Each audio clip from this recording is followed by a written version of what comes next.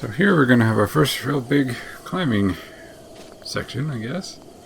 There's multiple ways you can get up to this shrine, but this way is arguably the easiest, as long as you can make that gap like we did last time. So here I'm just having Link climb up slowly, and periodically there's these little outcroppings here where you can stop and refill your stamina. And you'll slowly make your way up. Something shining on the cliff face there.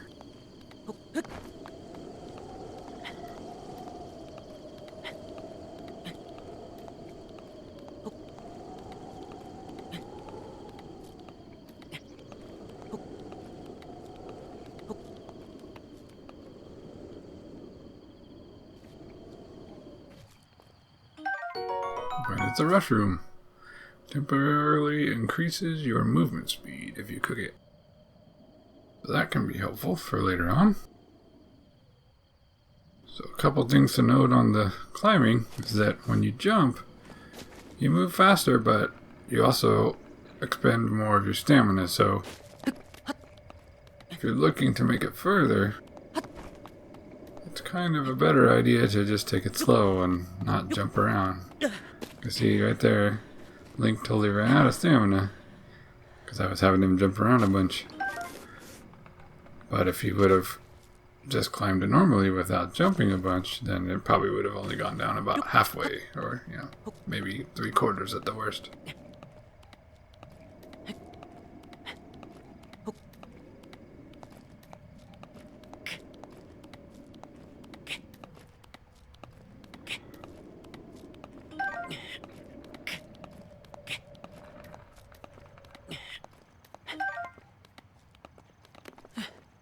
Here the game forced Link to crouch, I believe. I don't think it was anything I did. I knew you could crouch, but I couldn't remember how to do it, so it was actually kind of helpful. It's like, oh, okay. Because I was wondering how to do that, and I forgot that all the controls are listed on the screen there at the system menu.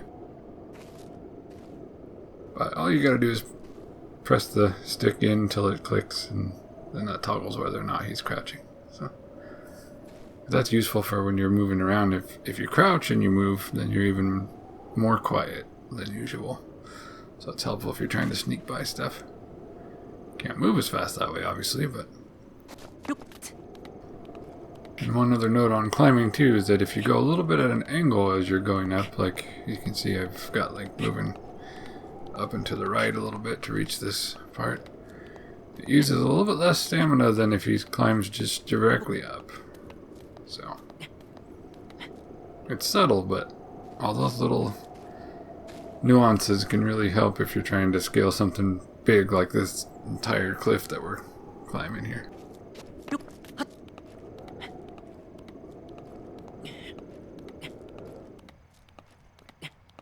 Sometimes it can make the difference between making it up or across something and not, just by taking those little tips into account. But here we are. We made it all the way up this cliff. Look how far we climbed. We were way down there. You can see the old man's cottage down there.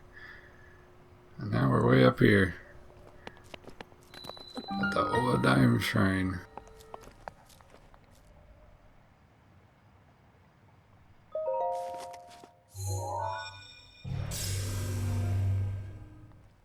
So let's head inside and see what the third shrine is about. Of course, you can go to the shrines in any order. You don't have to do them in the order that I did here. So your experience may be totally different.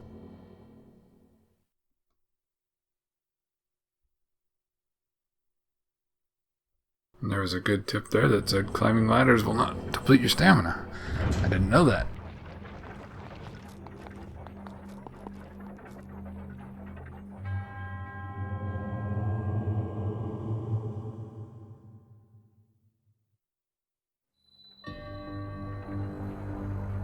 This is a stasis trial.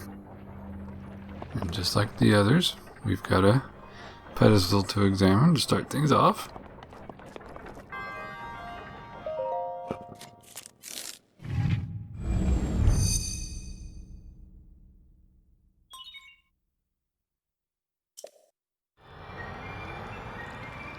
got a new rune ability to unlock.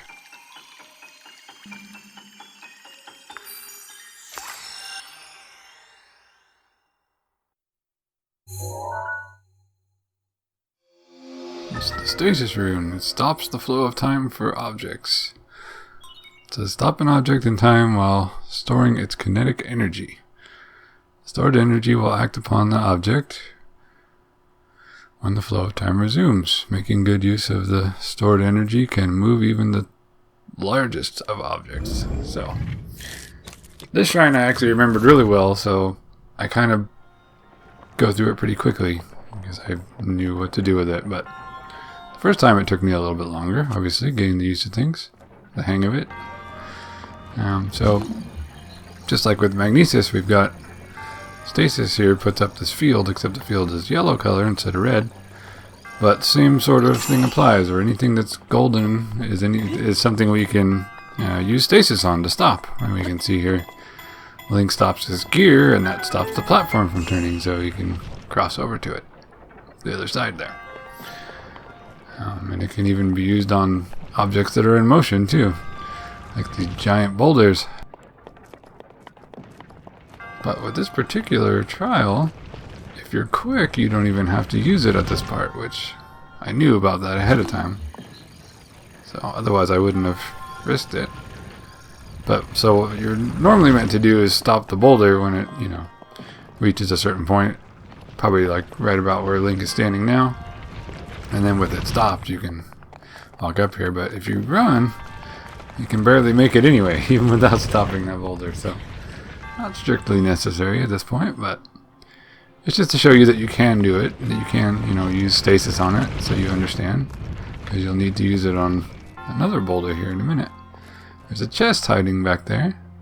So I'm going to wait for this to pass and then dash over there and get it.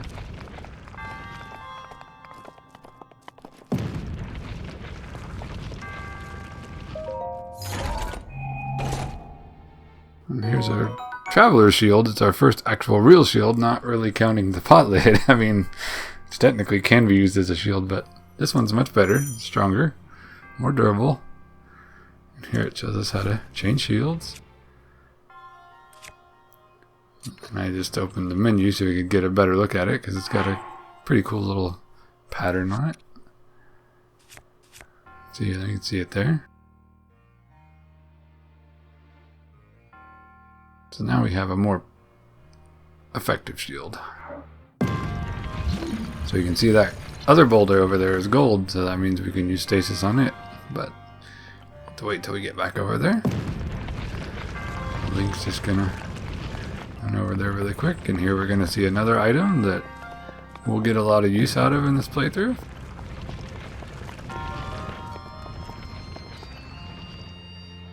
It's an iron sledgehammer, so this we'll use for mining, like it says. We'll use it quite a bit for breaking ore and getting, ore deposits like the amber and the opal that we've been finding in the treasure chest and stuff so far. But you'll find actual just deposits out in the, in the wilderness as you're running around, and the sledgehammer here is one of the better ways to quickly break that open. So it's one of the tools that I'll probably be making quite a bit of use of. But for here, it gives it to us, so we understand that we can do what the stasis trial was saying at the start, which is you can freeze things, then move them by hitting them with objects. That knocks it forward. So it took a little bit of trial and error for me the first time when I didn't really get what I was supposed to do there, because if you just try to hit it normally, it like rocks the boulder a little bit, but it doesn't actually knock it away from that pedestal that it's sitting on. So you got to use the stasis first, and you can hit it multiple times and then it'll really go really far, but in this case you only need to hit it just the one time to get it moving. So, and that's our third shrine.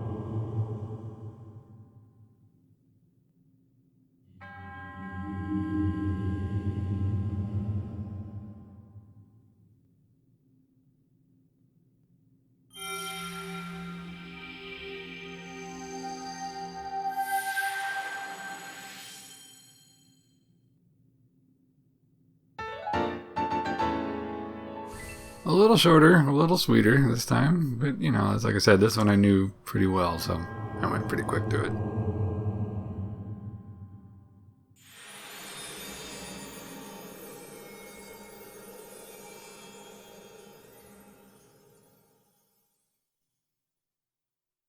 So I talked about the bottomless bog. That's what we fell in the earlier episode when it wasn't water.